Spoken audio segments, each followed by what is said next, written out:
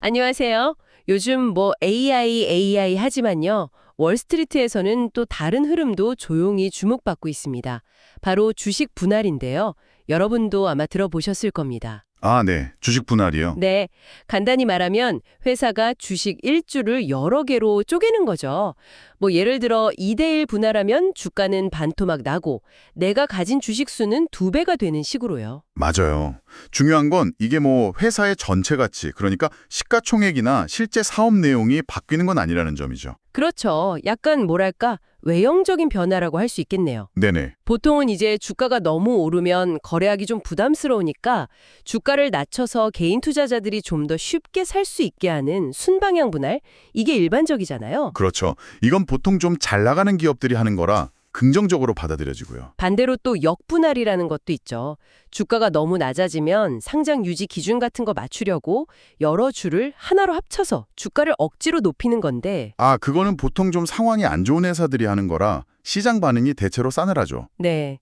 자, 근데 작년 2024년에는 엔비디아나 이런 기술 기업들 주식 분할 소식이 되게 많았잖아요. 맞아요. AI 붐 타고 엄청났죠. 근데 올해 2025년은 분위기가 좀 다릅니다. 기술 회사가 아닌 기업들의 주식 분할이 눈에 띄게 늘었어요. 그래서 오늘은 바로 이 변화에 좀 주목해 보려고 합니다. 특히 올해 가장 인상적인 비기술 기업의 주식 분할 사례, 이걸 좀 집중적으로 파헤쳐 볼 텐데요. 그 성공 요인이 뭔지, 그리고 특히 아주 놀라운 규모의 자사주 매입 전략까지 깊이 한번 들여다볼 예정이니까요. 여러분도 귀 기울여 주시면 흥미로운 통찰을 얻으실 수 있을 겁니다. 네, 말씀하신 대로 2024년은 진짜 엔비디아, 브로드컴, 이런 AI 관련 테크 기업들이 10대 1 분할 이런 거 하면서 아주 그냥 헤드라인을 장식했었죠. 그랬죠. 근데 2025년 들어서는 확실히 좀 다른 양상이에요. 기술주 말고도 탄탄한 기업들이 주식 분할 대열에 합류하고 있습니다. 예를 들면 그 온라인 증권사 인터랙티브 브로커스 그룹 IBKR 있잖아요. IBKR, 네네. 거기가 지난 6월 17일에 창사하고 처음으로 4대1 주식 분할을 했어요. 네.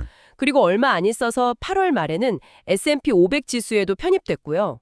좋은 소식이 연달아 있었죠. 인터랙티브 브로커스 사례에서 우리가 좀 주목할 점은 이 회사가 어떻게 경쟁 우위를 만들었냐 하는 부분인데요. 핵심은 자동화에 정말 과감하게 투자했다는 겁니다. 자동화 투자요. 네, 이걸 통해서 운영 비용을 확 낮췄어요.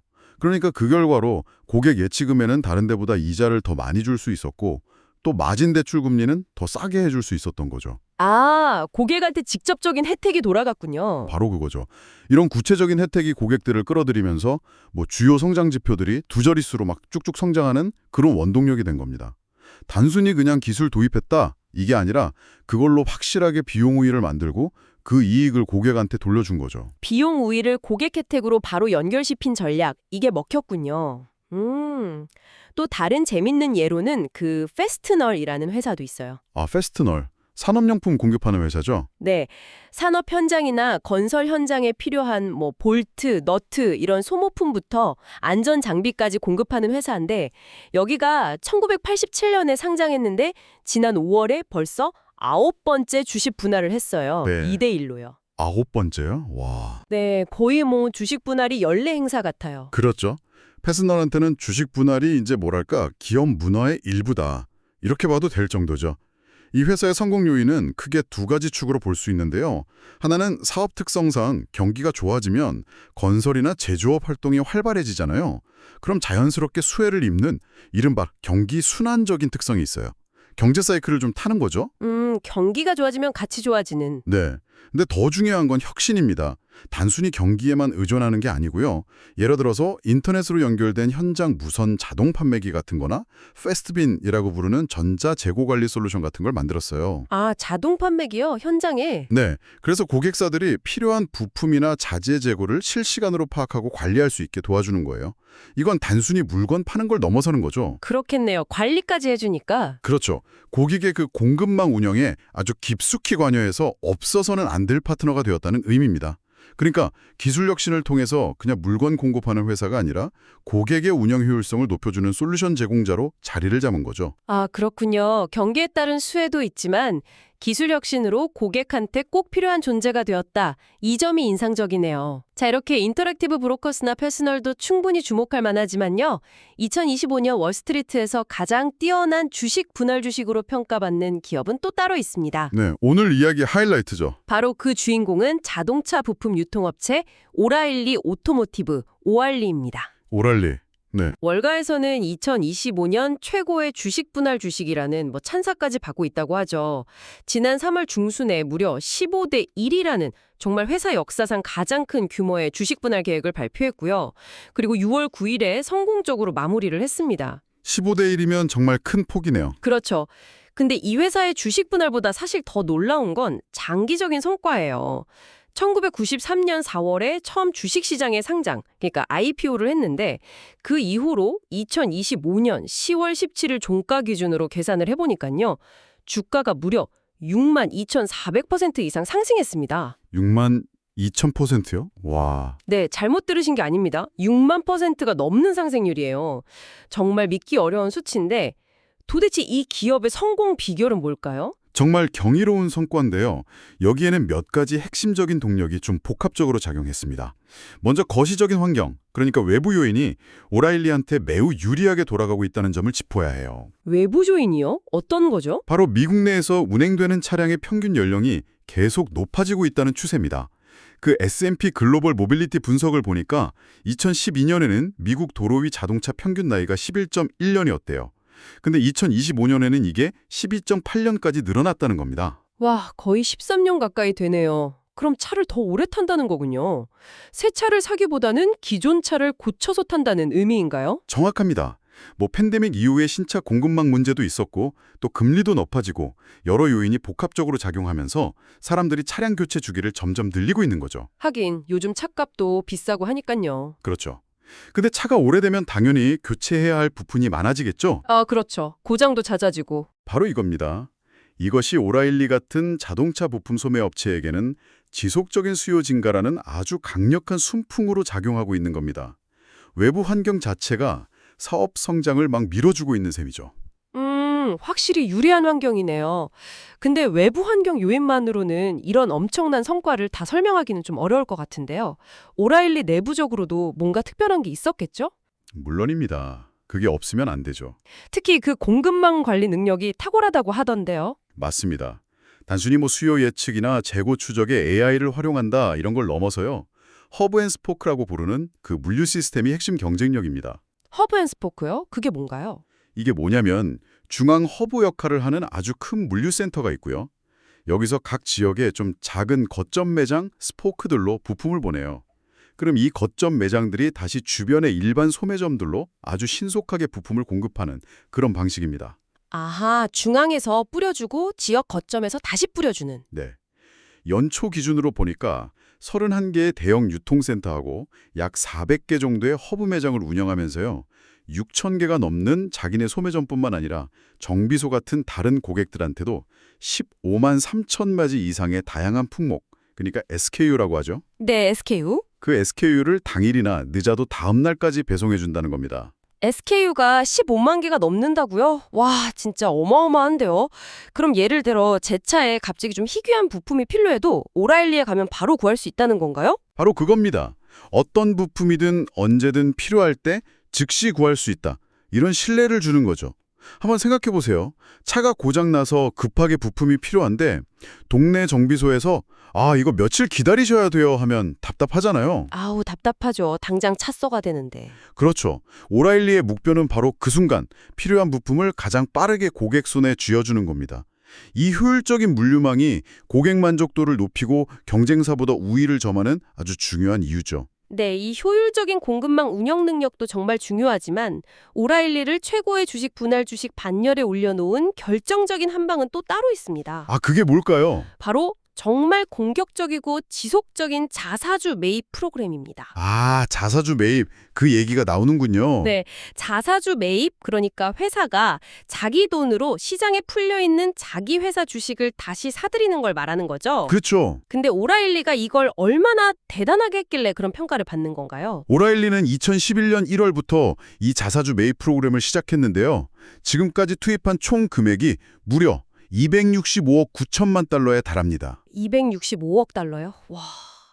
우리 돈으로 하면 대체 얼마죠? 수십조 원 되겠는데요. 네, 어마어마한 규모죠. 이 돈으로 뭘 했냐? 15년이 채 안 되는 기간 동안 시장에 유통되던 자기네 발행 주식의 거의 60%를 사들여서 소각했습니다. 없애버린 거예요. 발행 주식의 60%를요? 거의 다 사들인 거네요. 네, 시장에 있는 주식의 상당 부분을 회사가 그냥 직접 걷어들여서 없애버린 겁니다. 큰 돈을 들여서 자사주를 사들이는 게 왜 그렇게 중요한 걸까요?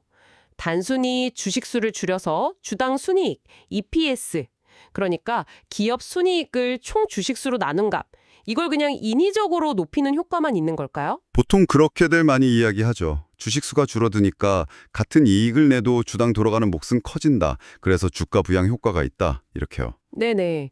근데 그게 전부일까 싶기도 하고 때로는 그 돈으로 뭐 다른 데 투자를 하거나 배당을 더 주는 게 낫지 않았을까? 뭐 이런 생각도 드는데요. 아주 좋은 질문입니다. 물론 그 EPS 상승 효과도 무시할 수는 없죠. 주주 입장에서는 중요하니까요. 하지만 오라일리 사례의 핵심은 그게 전부가 아니라는 겁니다. 중요한 건 오라일리가 꾸준히 이익을 내고 현금을 창출하는, 그러니까 사업 자체를 잘하는 기업이라는 전제가 있다는 거예요. 아, 일단 회사가 돈을 잘 벌고 있다는 게 중요하군요. 그렇죠. 이렇게 탄탄한 사업 실적을 바탕으로 벌어들인 현금을 그냥 쌓아두거나 효율성이 떨어지는 곳에 투자하는 대신에 가장 확실한 투자처라고 생각하는 자기 회사 주식을 사들이는 데 꾸준히 사용한 겁니다. 자기 회사 주식이 제일 좋다고 본 거네요. 네, 이건 또 경영진이 우리 회사 주식이 지금 가치보다 싸다, 그리고 앞으로 더 성장할 거다라는 아주 강력한 자신감을 시장에 보여주는 신호이기도 하고요. 자신감의 표현이다. 그렇죠. 그리고 또 배당과 달리 자사주 매입은 주주들한테 세금 부담 없이 주가 상승이라는 형태로 이익을 돌려주는 효과적인 주주 환원 방식이 될 수도 있고요. 만약에요, 오라일리가 실적은 안 좋은데 무리하게 빚을 내서 자사주 매입만 막 했다면 평가는 완전히 달라졌겠죠. 아, 그건 그렇죠. 분식회계 아니냐는 소리까지 나올 수도 있고요. 맞습니다. 하지만 오라일리는 튼튼한 사업 성장과 지속적인 대규모 자사주 매입이라는 이 두 개의 바퀴가 함께 잘 굴러가면서 지난 10여 년간 정말 경이로운 주주 가치 상승을 만들어낸 겁니다. 이건 전 세계적으로 봐도 아주 모범적인 자본 배분 전략 사례로 꼽히죠. 그렇군요. 단순히 EPS 숫자만 높이는 게 아니라 실제 기업 운영의 성공과 맞물려 돌아갔기 때문에 더 강력한 효과를 낸 거군요. 만약 실적에 뒷받침되지 않았다면 이런 자사주 매입은 의미가 없었을 수도 있겠네요. 정확합니다. 핵심은 바로 그 지속 가능한 이익 성장과 효율적인 자본 배분의 시너지입니다. 오라일리는 이 두 가지를 모두 성공적으로 해낸 거죠. 물론 그렇다고 지금 오라일리 주식이 무조건 싸다 이렇게 말하기는 좀 어렵습니다. 현재 주가는 앞으로 1년 예상 순이익의 약 30배 수준에서 거래되고 있거든요. PER 30이면 낮은 건 아니죠? 네, 이 주가 수익 비율 PER 30배라는 건 투자자들이 미래 성장에 대한 기대감을 상당히 높게 가격에 반영하고 있다는 뜻이거든요. 결코 저렴한 밸류에이션은 아니죠.